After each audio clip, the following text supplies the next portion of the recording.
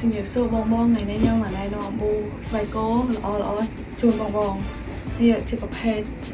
ប៊ូស្បែកគោដែលមានស្បែកល្អទីសំខាន់យើងពាក់ទៅមាំអត់រឹងពាក់យូរក៏អត់ងត់អីដែរពាក់បានច្រើនឆ្នាំវាយើងមិនចាំបាច់ទេបងឲ្យបាតវាគឺយើងដើរលើអីទៅវាអត់អល់ទេគឺជាប្រភេទបាតល្អខាងមើលវាយើងកាច់មិនក៏វាអត់ងត់អីដែរស្បែកប្រភេទស្បែកគោល្អហ្មងនេះបងកខាងក្នុងឲ្យដើម្បីពេលយើងពាក់ទៅមើលកាន់តែខ្ពស់ហើយអត់មានដឹងថាយើងកអីទេតែសម្រាប់បងដែលចង់បានខ្ពស់បន្ថែមមកអូនណែនាំជូនសម្រាប់បងកដូចជើងនេះខ្ញុំប្រហែលដល់3សង់ទីម៉ែត្រកន្លះហ៎ចូលទៅបងយើងពាក់ទៅគឺឃើញខ្ពស់ខ្លាំងមែនតែគឺយើងមើលអត់ដឹងថាយើងកអីហើយពាក់ទៅក៏វា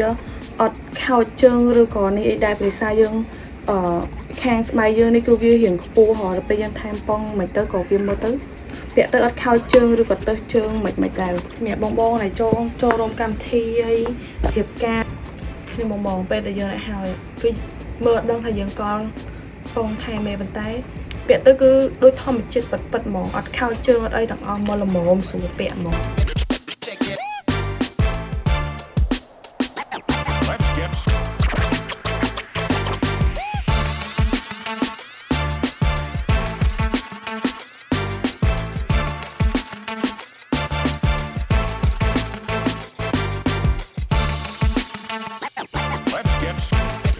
សម្រាប់បងដែលចង់បានប៊ូ